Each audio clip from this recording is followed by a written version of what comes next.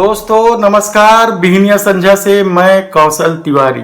भारत सुरक्षित हाथों में है और इन हाथों से कभी कभी चूक भी हो जाती है और निरीह ग्रामीणों की हत्या भी हो जाती है। इससे चिंता करने की कोई आवश्यकता नहीं है क्योंकि भारत अब सुरक्षित हाथों में है। नागालैंड में 13 ग्रामीणों की हत्या कर दी गई। इस हत्या को लेकर सदन में गृह मंत्री अमित शाह ने कहा कि यह एक तरह से पहचान न हो पाने की चूक थी और इसे अब दोहराया नहीं जाएगा।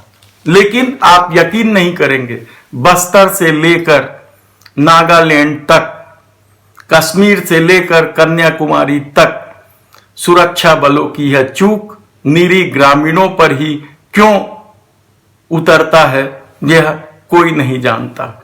लेकिन सच तो यह है कि विरोध के स्वर को लेकर सरकार ने जिस तरीके की रणनीति अख्तियार की है, पेगासस हथियार का इस्तेमाल विरोध के स्वर को दबाने के लिए किया गया है या उनके बेडरूम में झांकने की कोशिश की गई है। लेकिन आप खुश रहें, बिल्कुल चिंता ना करें क्योंकि देश सुरक्षित हाथों में है। बस्तर में लगातार, हम छत्तीसगढ़ की बात कर रहे हैं, बस्तर में लगातार सुरक्षा बलों पर निरीह ग्रामीणों की हत्या के आरोप लगते रहे हैं। कई बार वे सिद्ध होने भी लगे हैं, लेकिन कार्रवाई के नाम पर कुछ नहीं होता। पुलिस अत्याचार की अपनी कहानी है। सत्ता की मर्जी से पुलिसिया अत्याचार और सुरक्षा बलों के अत्याचार के मामले नए नहीं हैं। नागालैंड में उग्रवाद को लेकर बेहद चिंतित है सरकार और वह बात भी कर रही है। उन्हें लगता है कि सब कुछ ठीक कर लिया जाएगा, लेकिन इस तरह की घटनाएं क्या बातचीत में बाधक नहीं है? असंगत विकास के मूल में सरकार जाना ही नहीं चाहती है। जनजाति लोगों की तकलीफों को सरकार समझना ही नहीं चाहती। आदिवासी से लेके आप जनजाति क्षेत्रों में रहने वाले तमाम लोगों की उन तकलीफों से दो चार होइए। एक बार घूम आइए शहर के चकाचौंध में, आपको यह सब दिखाई नहीं देगा। लेकिन हकीकत यह है कि बस्तर जैसे क्षेत्र में आज भी यदि मलेरिया जैसी मामूली बीमारी से लोग मर रहे हैं तो सरकार की रीति नीति पर सवाल उठाना चाहिए।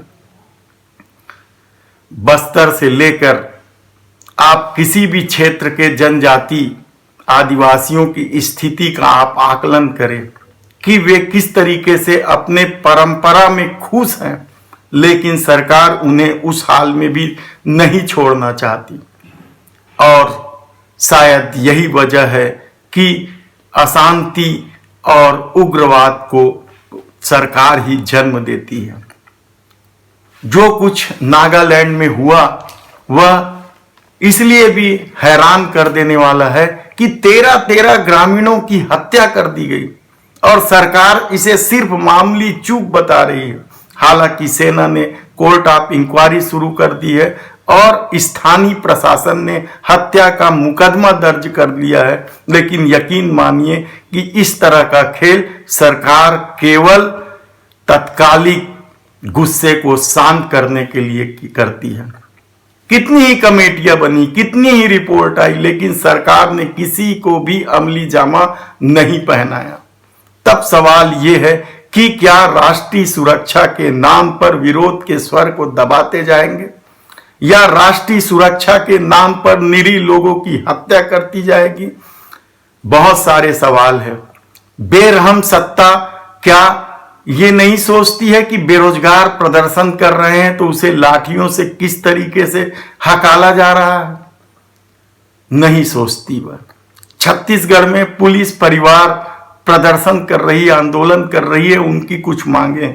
जब विपक्ष में यही सरकार, यही लोग जब विपक्ष में थे तो इन लोगों ने उनसे जाकर आश्वासन दिया था कि हमारी सत्ता आएगी तो हम सब कुछ ठीक कर देंगे। लेकिन सत्ता आने के बाद भी क्या हुआ? क्यों उन्हें आंदोलन के लिए मजबूर होना पड़ा? क्यों उनकी मांगों पर सहानुभूति पूर्वक विचार नहीं किया जाता? बहुत सारे सवाल हैं। आप सोचिए, आंदोलन किसे अच्छा लगता है? लेकिन सत्ता अपनी रईसी बरकरार रखने के लिए प्रपंच रचती है, छल करती है और आम नागरिकों की सुविधाओं की अनदेखी करती है।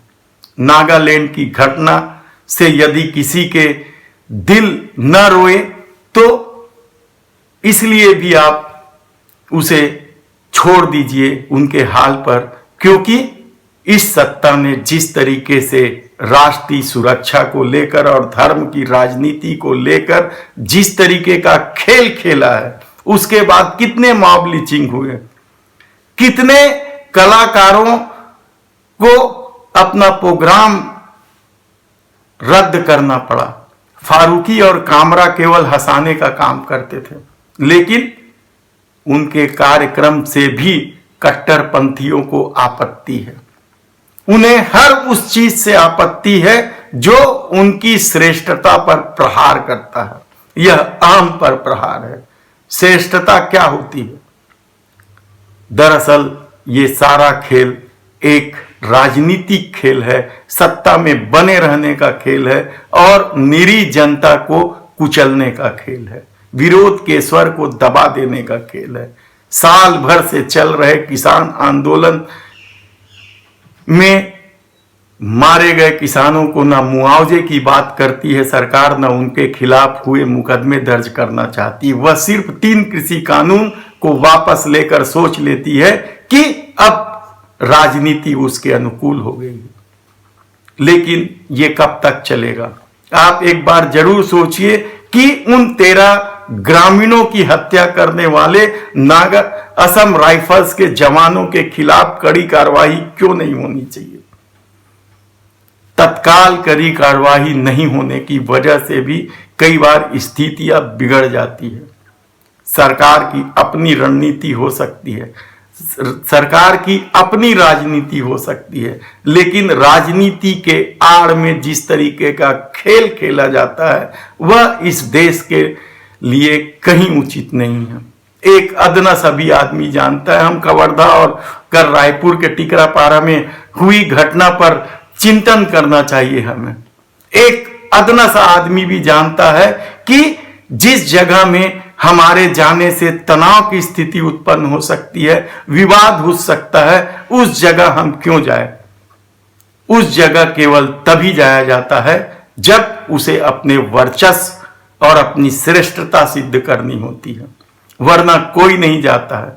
लेकिन कवर्धा में कल 15,000 की भीड़ जुटाई गई और यह साबित करने की कोशिश की गई कि हम ही श्रेष्ठ हैं। दरअसल सवाल इसी का है, सारी परेशानियों का जड़ इसी का है। क्या हम इस शांत छत्तीसगढ़ को भी आग लगा देना चाहते हैं? क्या पुलिस परिवारों की मांगों पर सहानुभूति पूर्वक विचार नहीं किया जाना चाहिए? क्या बस्तर में आदिवासियों की निरीह आदिवासियों की हत्या पर क्या सरकार को कड़ा रुख अख्तियार नहीं करना चाहिए? केवल आतंकवाद, उग्रवाद की आड़ में निरीह जनता को काटे जाने